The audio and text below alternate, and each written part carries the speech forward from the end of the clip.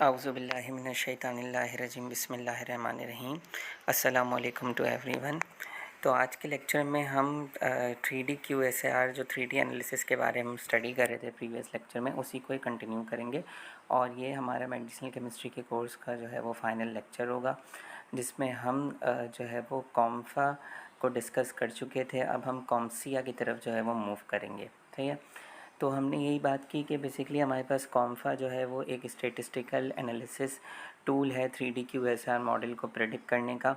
और उसमें बेसिकली हम प्रॉब एटम का यूज़ करके अपने जो स्ट्रक्चरली अलाइन करके स्ट्रक्चर को सुपर इम्पोज करके जब उसको एक एनर्जी लैटिस के अंदर प्लेस करते हैं, जिसकी एक स्पेसिफिक डायमेंशन होती है, और उसमें हम अपने प्रॉब एटम को इंटरेक्ट करवाते हैं डिफरेंट ग्रिड पॉइंट्स पे अपने जो है वो सुपर इम्पोज मॉलिक्यूल्स के साथ, और फिर उनकी स्टेरिक और इलेक्ट्रोस्टैटिक वैल्यूज़ को जो है वो यूज़ करते हुए हम ये पता लगाते हैं कि कौन से रीजन्स जो है वो फेवरेबल हैं और कौन से रीजन्स जो है वो अनफेवरेबल हैं, और किन रीजन्स पे सब्स्टिट्यूट करने से एक्टिविटी जो है वो इंक्रीज़ होगी, जो हमें फेवरेबल स्टेरिक और इलेक्ट्रॉनिक एक फील्ड्स प्रोवाइड करेगी, और किन रीजन्स पे सब्स्टिट्यूट करने से हमें इलेक्ट्रोस्टैटिकली अनफेवरेबल या स्टेरिकली अनफेवरेबल वैल्यूज़ मिलेंगी। सही है। तो ये हमने कॉम्फा के बारे में स्टडी कर लिया था। सही है। तो मैंने कॉम्फा में आपको बताया था कि कॉम्फा यूज़ करें या आप कॉम्सिया यूज़ करें, तो उसमें सबसे पहली जो बेसिक चीज़ है वो ये है कि आपने अपने जो एनालॉग्स हैं या आपने जो लाइगेंड की जो स्ट्रक्चर्स हैं उन्हें आपने सुपर इम्पोज करना होगा। और वो जो सुपर इम्पोजिंग होगी या जो अलाइनमेंट होगी उन मॉलिक्यूल्स की, वो on the basis of their bioactive conformation जो है वो आप उनको अलाइन करेंगे। कि जो भी आप अलाइनमेंट का मेथड यूज़ करें तो इस तरह से आप उन स्ट्रक्चर्स को एक दूसरे पे अलाइन करें कि वो इस ओरिएंटेशन में आ जाएं कि जिस ओरिएंटेशन में वो रिसेप्टर से बाइंड कर रहे होते हैं।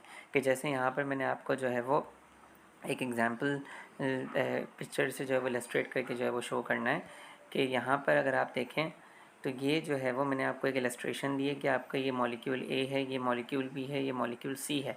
अब इन तीनों को आपने जो है वो एक दूसरे के ऊपर सुपर इम्पोज कर दिया और अलाइन कर दिया। लेकिन ये जो आप अलाइनमेंट कर रहे हैं, ये बायो एक्टिव कन्फर्मेशन जो है वो होनी चाहिए। मतलब ये इस तरह से अलाइन हो कि जिस तरह से वो रिसेप्टर से बाइंड करते वक्त अपनी कन्फर्मेशन जो है वो अचीव कर लेते हैं।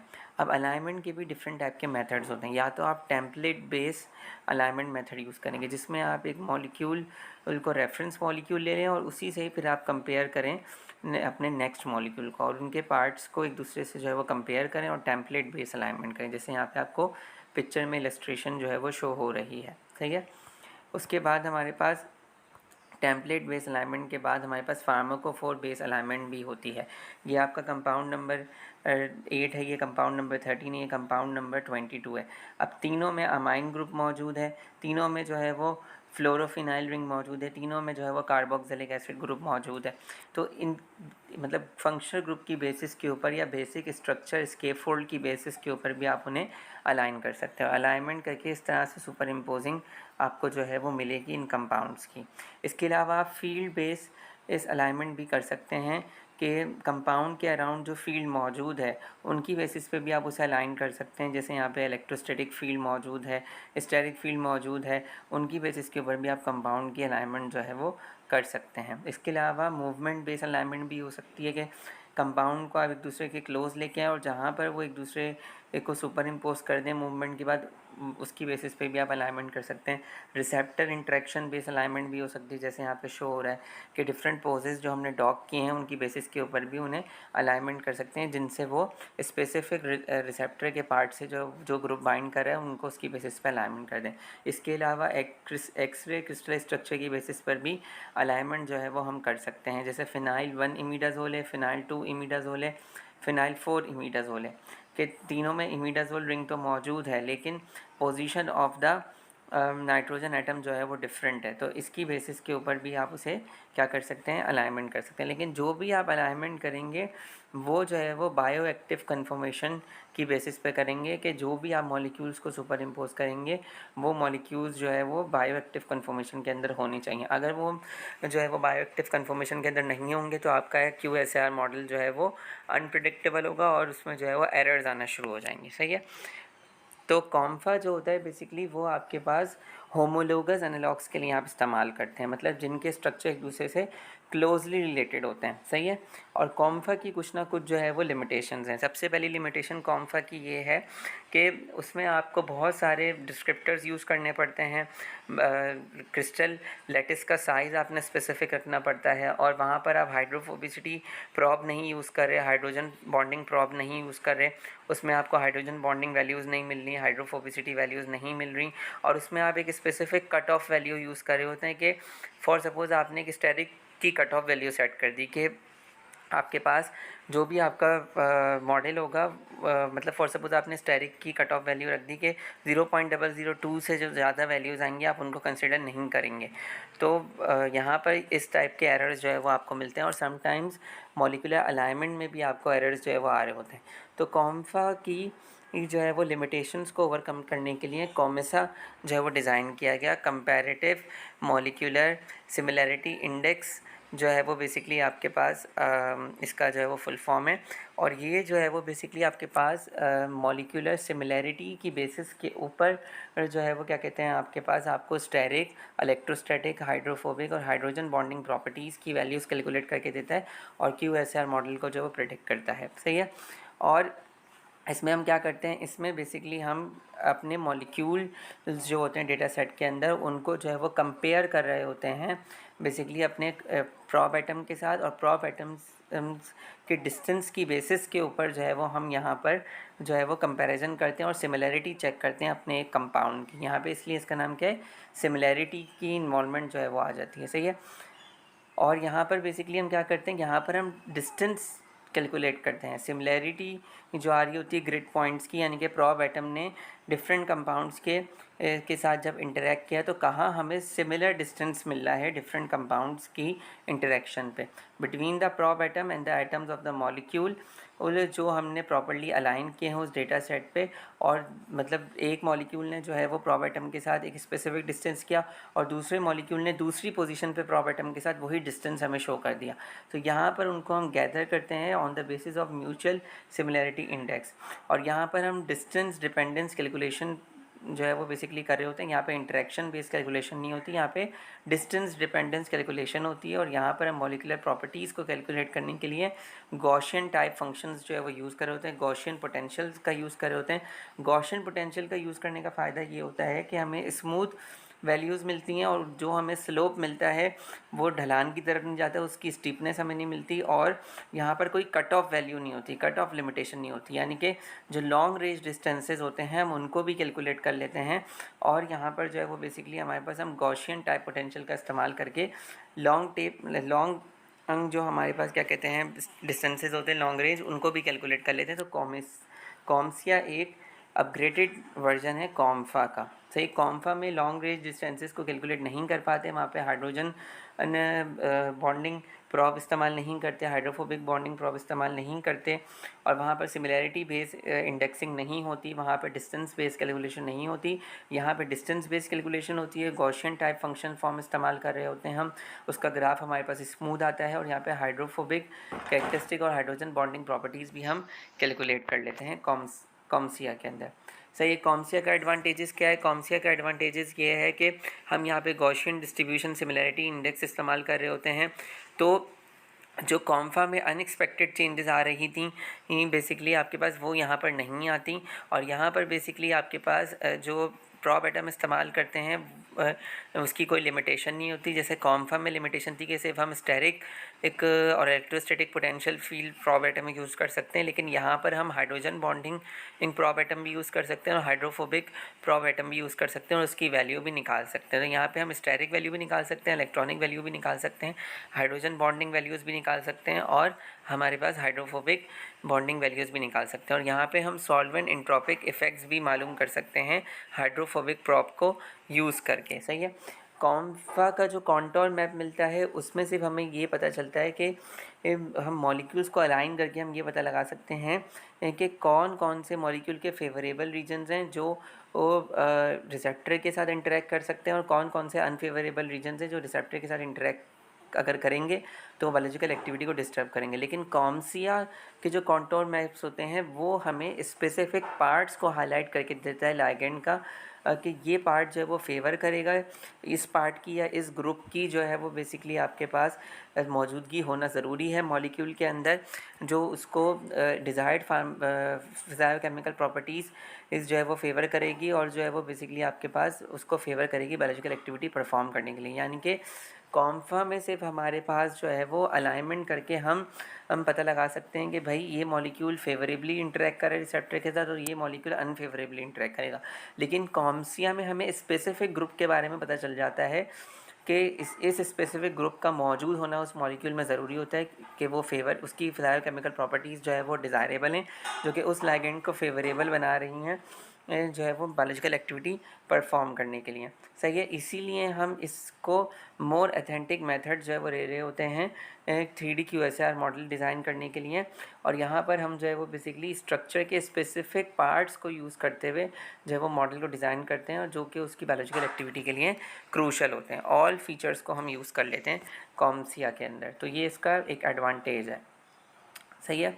अब कॉम्सिया की मेथडोलॉजी क्या है? सबसे पहले हमने जो है वो डिफरेंट मॉलिक्यूलर स्ट्रक्चर के सेट्स बनाए। फॉर सपोज मैंने 31 या 40 कंपाउंड्स ले लिए, उनकी मैंने जो है वो क्या कहते हैं कन्फर्मर्स जनरेट की, उनको प्रॉपर्ली अलाइन किया और बायो एक्टिव कन्फर्मेशन जनरेट की। फिर मैंने जो है वो गॉसियन मेथड के ज़रिए उनकी एनर्जी को मिनिमाइज़ किया और उनको जो है वो हमने डिफरेंट पार्शियल एटॉमिक चार्जेस जो है वो बेसिकली हमने असाइन किया और फिर उन मॉलिक्यूल्स को जो है वो हमने अलाइन किया और अलाइन करने के बाद उनमें से कुछ मॉलिक्यूल को हमने जो है वो एज अ टेम्पलेट के तौर पे जो है वो क्या कहते हैं आपके पास रेफरेंस के तौर पे जो है वो हमने सेलेक्ट कर लिया और उसी की बेसिस के ऊपर हमने जो है वो दूसरे मॉलिक्यूल्स की जो है वो अलाइनमेंट की और फिर वो हमारे जो बाकी मॉलिक्यूल्स जो हमारे पास बचे वो ट्रेनिंग सेट कहलाए और जिनको हमने इनिशियली पहले से ही यूज़ कर लिया अलाइनमेंट प्रोसेस के लिए और जिनकी एक्टिविटी सबसे ज़्यादा थी तो वो हमारे पास टेस्ट सेट कहलाए। और फिर उसके बाद हमने जो है वो क्या कहते हैं उनको ग्रिड बॉक्स के अंदर प्लेस किया। ग्रिड बॉक्स के अंदर प्लेस करने के बाद हमने जो है वो बेसिकली आपके पास सिमिलैरिटी इंडेक्स जो है वो कैलकुलेट किया, प्रॉब एटम को इंटरेक्ट करवाया, स्टेरिक एक फील्ड कैलकुलेट की, इलेक्ट्रोस्टैटिक फील्ड कैलकुलेट की, hydrogen bond donor field calculate की, hydrogen bond acceptor field calculate की, हाइड्रोफोबिक फील्ड कैलकुलेट की और सिमिलैरिटी इंडेक्स कैलकुलेट किया। और फिर उसके बाद हमने जो है वो कॉम्सिया मॉडल को डेवलप किया पार्शियल लीस्ट स्क्वायर्ड एनालिसिस करके और फिर कॉन्टोर मैप को जो है वो डिज़ाइन किया और कॉन्टोर मैप को डिज़ाइन करने के बाद फिर हमने जो है वो देखा कि कौन से ऐसे ग्रुप्स हैं उस मॉलिक्यूल के अंदर जो कि आपके पास जो है वो क्या कहते हैं एक्टिविटी को फेवर कर रहे हैं और कौन से ऐसे ग्रुप का मौजूद होना जो वो एक्टिविटी को फेवर नहीं करा। और फिर हमने जो है वो क्या कहते हैं कॉन्टूर मैप की बेसिस के ऊपर कलरिंग की मॉलिक्यूल के रीजन की और फिर हमने जो है वो एक्सटर्नल वैलिडेशन की कि हमने जो कंपाउंड लैब के अंदर सिंथेसाइज किए उनकी जो एक्टिविटी हमने कैलकुलेट की वो किस तरह से हमारी जो है वो डिज़ाइन मॉडल के साथ जो है वो आपके पास कोरिलेट करी है, एक्सपेरिमेंटल वैल्यू को प्रेडिक्टेड वैल्यू के साथ कंपेयर किया और फिर हमने जो है वो उसकी वैलिडेशन की कि हमारा मॉडल कितना कोरिलेट कर रहा है हमारे जो है वो एक्सपेरिमेंटल वैल्यूज़ के आर स्क्वायर और क्यू स्क्वायर की वैल्यूज़ हमने कैलकुलेट की। तो ये कॉम्सिया की मेथोडोलॉजी है। सही है। अब यहाँ पर आपको एक केस स्टडी मिलता है कि किस तरह से जो है वो कॉम्सिया या कॉम्फा का मॉडल हमने जो है वो यूज़ किया। तो हमने बेसिकली पहले एक टारगेट सेलेक्ट किया कि फॉस्फोडाइस्ट्रेस टाइप 4 एंजाइम है। वो एंजाइम क्या करता है, वो बॉडी के अंदर जो है वो साइक्लिक एएमपी और साइक्लिक जीएमपी के लेवल्स को रेगुलेट करता है और ये एंजाइम जो है वो इन्फ्लेमेटरी कंडीशंस के अंदर जो है वो हाईली एक्सप्रेस हो जाते हैं, यानी कि इसके लेवल्स बढ़ जाते हैं। और ये क्या करता है, ये जाके जो है वो बेसिकली साइक्लिक एएमपी के लेवल्स को कम कर देता है स्मूथ मसल्स में, जिसकी वजह से जो है वो बेसिकली साइक्लिक एएमपी की जो है वो बेसिकली आपके पास लेवल्स जो है वो कम हो जाते हैं और इन्फ्लेमेशन जो है वो बढ़ जाती है और जो है वो ब्रोंकोस्पैज़म हो जाता है। तो यानी कि जब हम फॉस्फोडाइस्ट्रेट एंजाइम को इनहिबिट कर देंगे तो साइक्लिक एएमपी के लेवल्स जो है वो बॉडी में दोबारा बढ़ना शुरू हो जाएंगे और इन्फ्लेमेशन कम हो जाएगी और एयरवेज जो है वो रिलैक्स हो जाएंगे। तो हमने क्या किया, हमने जो है वो सेलेक्टिव फॉस्फोडाइस्ट्रेज इनहिबिटर्स इसको डेवलप करने की ठानी कि यानी कि हम अगर फॉस्फोडाइस्ट्रेज 4 इनहिबिटर्स डिज़ाइन करेंगे तो हमें एंटी इन्फ्लेमेटरी इफेक्ट मिलेगा और एस्थमेटिक ड्रग्स हमारे पास जो है वो मिल जाएंगी। तो हमने जो है वो फॉस्फोडाइस्ट्रेज इनहिबिटर्स डिज़ाइन किए, उनको सिंथेसाइज़ किया और सिंथेसाइज़ करने के बाद हमने जो है वो कॉम्फा और कॉमिसा के ज़रिए उनको जो है वो उनकी एक्टिविटी को कोरिलेट किया उनके मॉलिक्यूलर स्ट्रक्चर से। सही है। तो हमने क्या किया, हमने एक series of 5-6 dihydro 9 hydrogen pyrazole triazole pyridine जो है वो क्या कहते हैं आपके पास स्ट्रक्चर को यूज़ करते हुए हमने जो है वो एक सीरीज़ ऑफ मॉलिक्यूल डिज़ाइन की है और ये स्ट्रक्चर जो है वो बेसिकली सेलेक्टिव फॉस्फोडाइस्टरेज इनहिबिटर जो है वो हमारे पास देगा। और फिर हमने जो है वो क्या कहते हैं 7 oxo pyrazole pyridine ring structure को यूज़ किया और उसकी मॉडिफिकेशन करके हमने जो है वो ट्रायाजोल पायरिडीन रिंग स्ट्रक्चर्स बनाए और हमने 31 डिफरेंट कंपाउंड्स बनाए। और इन 31 डिफरेंट कंपाउंड्स उनको यूज़ करते हुए हमने QSAR मॉडल को जो है वो प्रेडिक्ट किया। सही है। तो ये हमने जो है वो बेसिकली आपके पास इस स्ट्रक्चर को यूज़ करते हुए कंपाउंड्स जो है वो बनाए और 31 कंपाउंड्स बनाए। इसमें ट्रायाजोल रिंग भी मौजूद है, पायरिडीन रिंग भी मौजूद है, पायराजोल रिंग भी मौजूद है। तो इसको यूज़ करते हुए हमने डिफरेंट टाइप के 31 कंपाउंड्स बनाए और फिर 31 कंपाउंड्स को हमने स्ट्रक्चरली एक दूसरे के ऊपर अलाइन किया, सुपर पोजिशन किया। और पोजिशन करने के बाद हमने नेक्स्ट स्टेप क्या किया, सबसे पहले हमने 31 कंपाउंड्स को बिल्ड किया मॉलिक्यूलर स्केच प्रोग्राम के ज़रिए, ChemM3D सॉफ्टवेयर होता है उसके ज़रिए। और फिर हमने जो है वो उसको एनर्जी मिनिमाइज़ की उस मॉलिक्यूल्स की और फिर हमने जो है वो पार्शियल एटॉमिक चार्जेस जो है वो बेसिकली असाइन किए। और जितने भी कंपाउंड्स थे उनको हमने जो है वो कॉमन रिजिड स्ट्रक्चर के ज़रिए जो है वो अलाइन किया। और अलाइन करने के बाद हमने जो है वो सबसे ज़्यादा उनमें जो एक्टिव कंपाउंड था वो कंपाउंड इसके अंदर साइक्लोब्यूटाइल सब्स्टिट्यूएंट था, उसको हमने टेम्पलेट मॉलिक्यूल के बेस पे जो है वो अलग कर लिया, वो हमारा टेस्ट सेट हो गया। और फिर सारे जो अलाइन कंपाउंड थे उनको हमने जो है वो एक क्यूबिक लैटिस के अंदर प्लेस किया। और उस क्यूबिक लैटिस की डायमेंशन जो है वो 4 एंगस्ट्रॉन थी। 4 एंगस्ट्रॉन हमने इसलिए रखी ताकि तो फिर हमने जो है वो 4 एंगस्ट्रॉन की डायमेंशन जो है वो रखी उस क्यूबिक लैटिस की। और फिर हमने जो है वो मतलब जितने भी हमारे इन्वेस्टिगेटेड मॉलिक्यूल्स थे उनके तीनों एक्सिस से जो है वो हमने 4 एंगस्ट्रॉन का डिस्टेंस जो है वो क्रिएट किया। और फिर हमने उन मॉलिक्यूल्स को 1 बाय 1 उनके अंदर जो है वो प्लेस किया। और प्लेस करने के बाद हमने जो है वो क्या कहते हैं एक sp3 हाइब्रिडाइज कार्बन एटम को जो है वो जिसका चार्ज +1 था उसको हमने प्रोब एटम के तौर पे यूज़ किया। और फिर उससे हमने जो है वो XYZ डायमेंशन पे स्टेरिक वैल्यूज़ कैलकुलेट की और इलेक्ट्रोस्टैटिक इंटरेक्शन वैल्यूज़ जो है वो कैलकुलेट की। सही है। ये कॉम्फा का मेथड है। अब कॉम्सिया का मेथड क्या होगा कि उसमें हम हाइड्रोफोबिक प्रोब यूज़ करेंगे और हाइड्रोजन बॉन्डिंग डोनर और एक्सेप्टर प्रोब यूज़ करेंगे और उसकी फील्ड वैल्यूज़ जो है वो कैलकुलेट कर लेंगे। सही है। फिर जब हमने जो है वो स्टेरिक और इलेक्ट्रोस्टैटिक हाइड्रोफोबिक हाइड्रोजन बॉन्ड की वैल्यूज़ कैलकुलेट कर ली तो फिर हम क्या करेंगे, हम वो डिस्क्रिप्टर्स जो कि आपके पास एक दूसरे से कोरिलेट कर रहे थे, एक दूसरे पर डिपेंडेंट थे, उनको जो है वो बेसिकली एलिमिनेट करने के लिए हम जो है वो partial least square method use करेंगे। पार्शियल लीस्ट स्क्वायर मेथड और leave one out cross as validated partial least square analysis हम यूज़ करेंगे। और फिर हम ये देखेंगे कि हमारे पास जो है वो हमारे मॉडल की प्रेडिक्टिबिलिटी कितनी है और हम ये डिटरमाइन करेंगे कि कितने नंबर ऑफ़ कंपाउंड्स जो है वो उस पूरे मॉडल में से जो है वो ऑप्टिमल हैं जिनको हम फाइनल QSAR मॉडल में जो है वो यूज़ कर सकते हैं। सही है। तो जब हमने 31 कंपाउंड्स को जो है वो बेसिकली हमारे पास हमने यूज़ किया और उनमें से हमने 4 को as a training set test set use किया और बाकी जो कंपाउंड्स बचे उनको हमने as a training set use किया। और जब हमने PSL एनालिसिस की तो PSL एनालिसिस करने के बाद हमारे पास जो है वो ग्राफ आया हमारे पास। और फिर हमने उस मॉडल को जब वैलिडेट किया तो वैलिडेट करने से हमें पता चला कि उस पूरे मॉडल में से 3 ऐसे कंपाउंड्स थे जिनकी Q² की वैल्यू जो है वो 0.565 आई, यानी कि वो 3 कंपाउंड्स जो है वो ऑप्टिमल थे। और फिर जो है वो हमने क्या कहते हैं दोबारा जो है वो क्या कहते हैं आपके पास हमने उन्हीं ऑप्टिमल कंपाउंड्स की जो है वो दोबारा PSL एनालिसिस की तो उनके दरमियान जो प्रेडिक्टेड वैल्यू और जो एक्सपेरिमेंटल वैल्यू की जो कोरिलेशन आई उसकी वैल्यू जो है वो 0.86 आई, यानी कि वो एक दूसरी मतलब उनकी जो प्रेडिक्टेड वैल्यू थी और उनकी जो आपके पास एक्सपेरिमेंटल वैल्यू थी IC50 वैल्यूज़ थी वो जो है वो एक दूसरे से क्लोजली कोरिलेटेड जो है वो हमारे पास नज़र आई। अगर R² की वैल्यू 1 के करीब आती है या 0.8 या 0.8 आती है, 0.9 आती है तो वो जो उन कंपाउंड्स की जो वैल्यूज़ होती हैं वो जो है वो एक दूसरे से स्ट्रांगली कोरिलेटेड होती हैं। पहले हम ओवरऑल QSAR मॉडल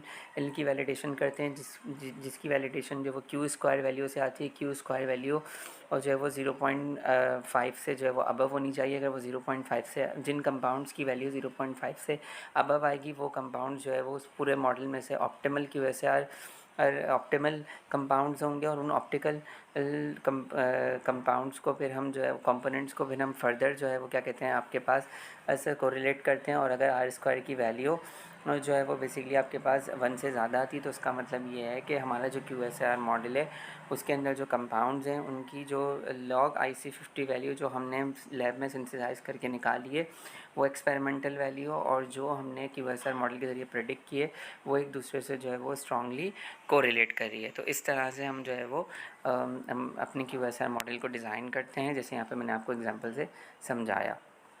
सही है। तो ये आपके पास जो उन्होंने जो है वो क्या कहते हैं आपके पास काम किया, तो उसका जो कॉन्टोर मैप बन के आया कंपाउंड नंबर 24 जिसकी एक्टिविटी सबसे अच्छी थी, जिसकी एक्सपेरिमेंटल वैल्यू सबसे अच्छी थी, उसी पे ही हमने डिफरेंट मॉलिक्यूल्स को सुपर इम्पोज किया, और सुपर इम्पोज करने के बाद जो है वो स्टेरिक एक प्लॉट जनरेट किया और इलेक्ट्रोस्टैटिक प्लॉट जनरेट किया। तो हमें पता चला कि भाई ये वाला जो सब्स्टिट्यूएंट है यहाँ पर स्टेरिकली फेवरेबल है, यानी कि हम यहाँ पे बल्क सब्स्टिट्यूशन ऐड कर सकते हैं। लेकिन इसी के अराउंड ही जो है वो बेसिकली जो ये टर्मिनल वाले जो कार्बन एटम्स हैं ये इलेक्ट्रोस्टैटिकली फेवरेबल हैं, यहाँ पर हम इलेक्ट्रोस्टैटिकली सब्स्टिट्यूशन कर सकते हैं, लेकिन रेड वाली जगह पे हम इलेक्ट्रोस्टैटिक सब्स्टिट्यूशन नहीं कर सकते। सही है। तो ये कॉम्फा से पता चला, और इसी का कॉम्सिया का प्लॉट इस तरह से नज़र आता है। रेड वाले जो है वो इलेक्ट्रोस्टैटिकली फेवरेबल हैं, सियान वाले जो है वो इलेक्ट्रोस्टैटिकली जो है वो अनफेवरेबल हैं। इसके अलावा हमारे पास यहाँ पे येलो वाले जो है वो स्टेरिकली अनफेवरेबल हैं, और जो है वो वाइट वाले जो है वो स्टेरिकली जो है वो फेवरेबल हैं। इसी तरह से यहाँ पे हाइड्रोफोबिक फील्ड्स नज़र आएंगी आपको, पर्पल कलर से यहाँ पे देखा गया हाइड्रोजन बॉन्ड डोनर्स और हाइड्रोजन बॉन्ड एक्सेप्टर्स की फील्ड्स भी नज़र आएंगी जो आपको मजेंडा कलर से देखा गया है। तो ये कॉम्फा के कॉन्टोर मैप्स हैं जो कि हम ये बताते हैं कि यहाँ पर ये ग्रुप जो है वो प्रेजेंट होना चाहिए जो लाइगेंड को फेवरेबल फिज़ाइल-केमिकल प्रॉपर्टीज़ देता है और बायोलॉजिकल एक्टिविटी से कोरिलेट करता है। सही है। तो best of luck for your exams. यहाँ पे आके हमने मेडिसिनल केमिस्ट्री के कोर्स को जो है वो कंप्लीट कर लिया। मेरे चैनल को सब्सक्राइब कीजिएगा, लाइक कीजिएगा। मेरे चैनल जो है वो फार्मा एक्सप्लोरर 360 के नाम से है, और यहाँ पे मैंने अपना कॉन्टैक्ट नंबर भी मेंशन कर दिया है। आप उस पर मुझे मज़ीद टॉपिक्स के बारे में बता सकते हैं कि जिनकी वीडियोज़ आप चाहते हैं, और आप अपनी कोई भी क्यूरी, कोई भी क्वेश्चन, कोई भी ओपन डिस्कशन आप कर सकते हैं। और फेसबुक पर भी मुझे फॉलो कर सकते हैं शोज़िब हैदर के नाम से। अपना बहुत बहुत ख्याल रखिएगा। Best of luck for your exams. Depth में पढ़िएगा। यहाँ पे मैंने जो है वो इस स्लाइड के अंदर जो है वो डेप्थ में आपको स्टडी करवाया है कि कॉम्सिया क्या होता है, कॉम्फा क्या होता है, किस तरह से QSAR मॉडल बनाया जाता है, और किस तरह से ये जो है वो बेसिकली आपके पास मॉडल को प्रेडिक्ट किया जाता है। और मॉडल से हमें पता ये चलता है कि हम उन कंपाउंड्स को जो है वो गैदर कर लेते हैं, स्क्रीन आउट कर लेते हैं, और इससे हमारे पास सिंथेसिस करना आसानी हो जाती है। सिर्फ हम स्मॉल नंबर ऑफ़ कंपाउंड को सिंथेसाइज कर पाते हैं और कर सकते हैं, और फिर अपना टाइम भी सेव कर सकते हैं, और हमारे रिजल्ट्स भी जो है वो एक्सपेरिमेंटल वैल्यू से मीट कर सकते हैं। तो QSAR परफॉर्म करने का ये फ़ायदा होता है जब हमें रिसेप्टर का स्ट्रक्चर पता ना हो, लेकिन हम लाइगेंड्स को डिज़ाइन करें और उनमें से फिर सेलेक्ट करेंगे कौन सा लाइगेंड जो है वो, कौन सी सब्स्टिट्यूशन जो है वो हमारे पास फेवरेबल रिजल्ट्स देगी बेस्ड ऑन देयर फिज़ाइल-केमिकल डिस्क्रिप्टर्स। सही है। अल्हम्दुलिल्लाह। अल्लाह हाफ़िज़। Best of luck for your exams.